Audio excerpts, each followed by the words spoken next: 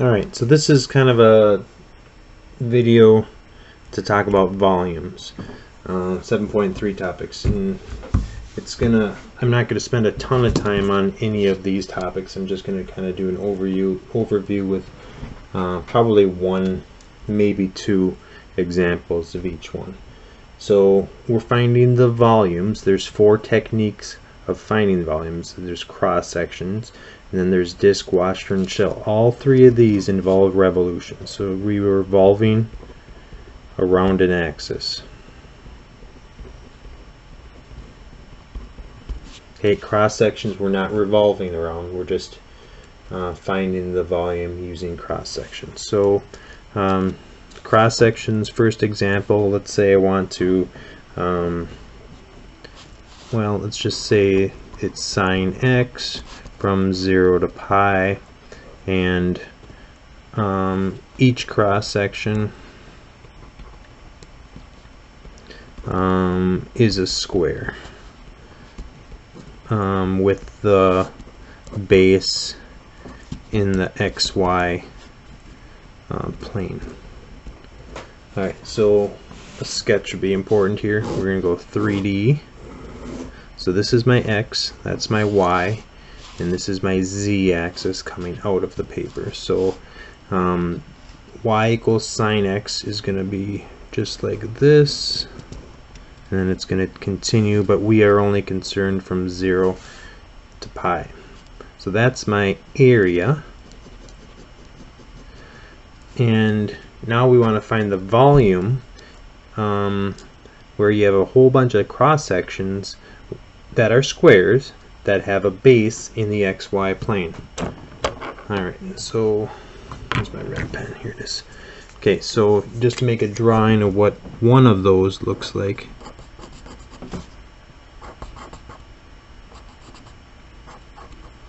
So there's one of my cross sections, and we have infinitely many of them. So there's a whole bunch of cross sections here.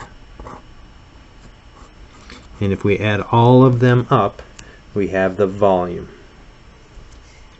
So generally for cross sections, all you need to do, and it sounds simple, is integrate from a to b a of x dx. So that's if we're going incrementally in the x direction, it would be a of x. If we were going incrementally in the y direction, you would have a of y dy. So this one we are integrating with respect to x. The biggest task is to just figure out what a of x is, and a of x is the cross section. So how do we represent one of those squares in terms of x? Well, we know that a square area is just the base squared. So now we just have to figure out, what is this base? Well, there's a whole bunch of different bases, but all of them are dependent on the curve of sine x. So this distance right here is that's the y value of sine x, and y is sine x. So that's sine x, that's sine x, that's sine x. So a of x is just sine x, the quantity squared, because sine x is the base. So then if we wanted to find the volume of all of these squares all the way to pi, we would integrate a of x, which is sine x squared, from 0 to pi. That will give us the integral of all of those squares, because this right here represents the area of one cross section, and you just have to integrate the cross section from 0 to pi. Same scenario, let's do a semicircle. So we've got a circle coming out of the xy plane where the diameter is right in the xy plane. This mark got a little thick here. Okay, so this is a semicircle. So our a of x is going to be 1/2 pi r squared. That's the half circle semicircle. Okay, half of the circle is below the XY axis. We don't want that. We just want the half that's above the XY plane. So now, what's our radius? Our radius, well, this is our diameter, that's sine x. So our radius is going to be half of that. So it's 1/2 pi sine x over 2, because that whole thing is sine x. We only want half of it for our radius. So sine x over 2 squared. So we could clean that up. We can make it a pi over 2 times sine squared x over 4, or even better, pi over 8 sine squared x, and we can integrate that from 0 to pi dx, and that'll give us our volume of a whole series of semicircles coming out of the paper like this. Okay, so that's cross section. All you need to do, and it's not easy, but all you have to do is integrate this cross section from a to b, so from 0 to pi. Okay, the hard part is figuring out what a of x is, the area of the cross section. Okay, so that's cross section. They're all a little different. They could be triangles. They could be, any kind of shape coming out. There could be isosceles triangles, equilateral triangles, and you're going to have to remember your geometry formulas for that. Alright, so the second one is disk method. The volume using disk method is the integral of pi r squared. Again, from a to b, we'll go dx. But you could also integrate with respect to y. Okay, so disk method is just pi r squared. So an example of disk. Let's say I have find the volume. We're using disk method. Let's go y equals the square root of x. We could also do y equals 0 to bound it from the bottom, and then we're going to go from 0 to 4. Okay, so it's always helpful and probably necessary to draw a sketch. So y equals square root of x looks like that, and we want it to go from 0 to 4, so we'll call that 4 right there. And we also have y equals 0 bounding it from the bottom. So this is my area, and we want to go around the x-axis. That's part of the initial question. Find the volume when you revolve the area bounded by this and this from 0 to 4 going around the x-axis. So since we're spinning it around the x-axis, you can see that it's going to make a mirror image over here below it, and we're going to have a whole series of circles, if you can imagine that. Okay, so it's kind of like a bullet shape. So the volume, as we said, or I said earlier, is always integral of pi r squared. In this case, we're revolving it around the x-axis, so it will be dx. If we were revolving it around the y-axis, we'd have to integrate with respect to y for the disk method. Okay, so our a and b are from 0 to 4. So now we just have to figure out what our r is. Well, our r of any of these circles is this distance right here, and it changes all the time. That's an r, that's an r. So each of those r's are just the y values of square root of x. So that is just square root of x, because that's y, and y is equal to the square root of x. Okay, so we're going from 0 to 4 pi square root of x squared dx. And we can clean it up. you probably notice, maybe notice that I'm not evaluating any of the integrals in this video. I'm just setting them up and then assume that you can evaluate them.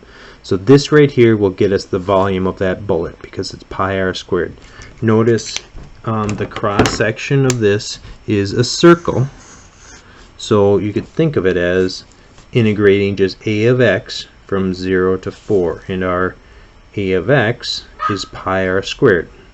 So disk method, we're revolving around an axis, but all of the cross sections are circles, and that's why it's pi r squared.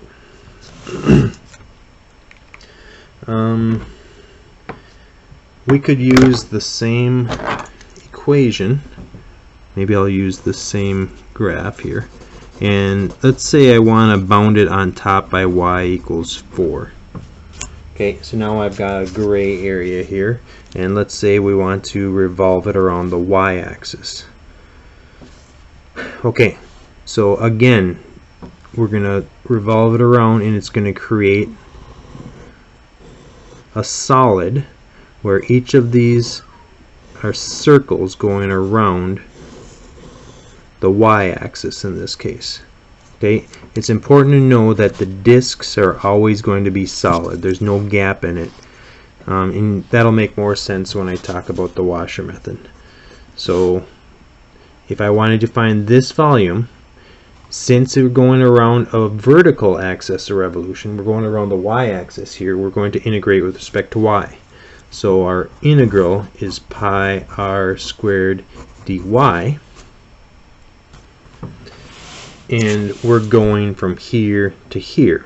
So it's not from 0 to 4 like we were when we were going along the x-axis. The y-axis is going from here to here. Well, that ordered pair right here is 4, 2. This right here is 2. So we're integrating from 0. Oh, I said it was y equals 4. It should be y equals 2. So we're integrating from 0 to 2. Okay, so now we just have to figure out what r is. So our r is this distance right there. That's my r. Well, anytime it comes out from the y-axis, it's always going to just be x. Okay, x is coming out from the y-axis. But we can't put x in here because we're integrating with respect to y. So we need to solve for x and write it in terms of y. So if y equals the square root of x, we could square both sides. X equals y squared. So this is x, but we're going to call it y squared. So anytime you integrate with respect to y, you have to write x in terms of y, because the y's are going into the formula or into the integral. So from 0 to 2, pi x squared, which is y squared, squared dy. So from 0 to 2, pi y to the 4th dy. And that'll get you the volume of this gray kind of top thing. So that's another disk method. Washer method.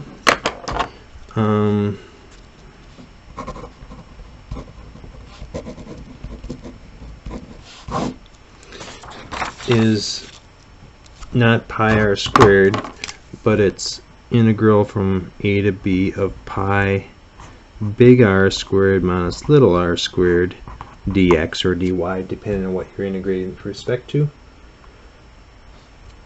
Okay, so we have a big R squared minus little r squared, and that comes from two different circles.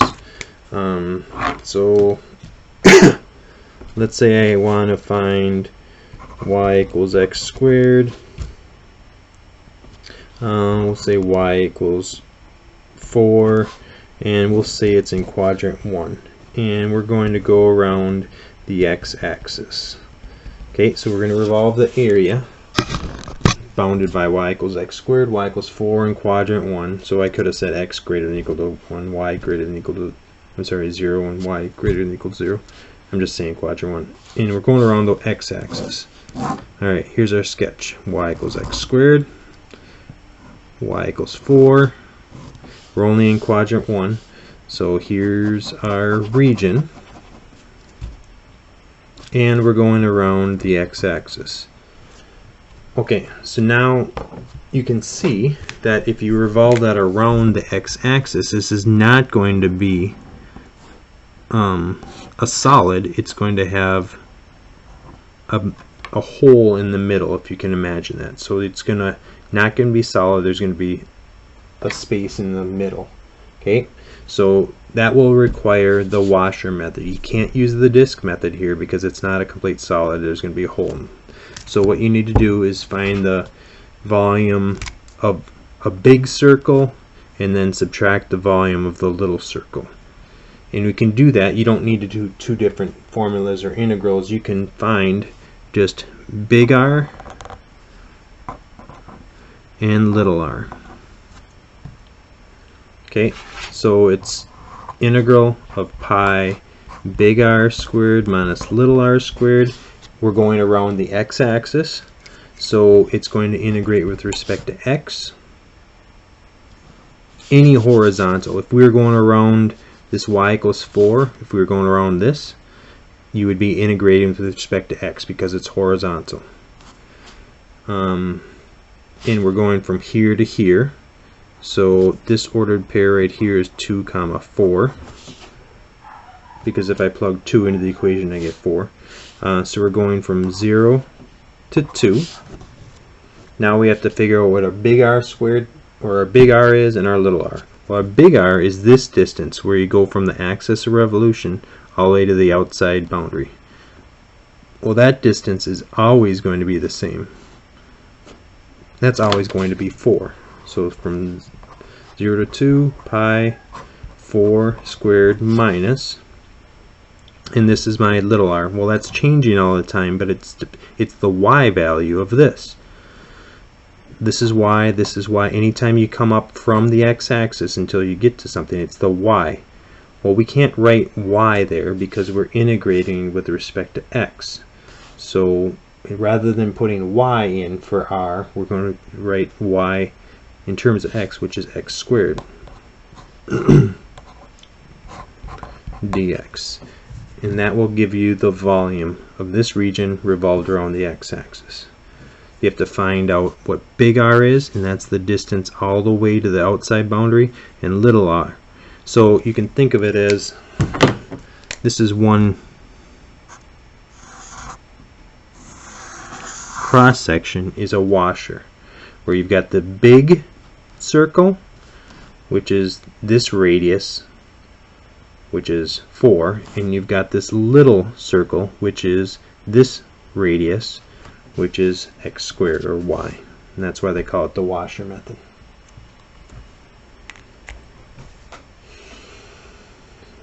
Alright, I'm going to stop there and keep going with this part 2 video.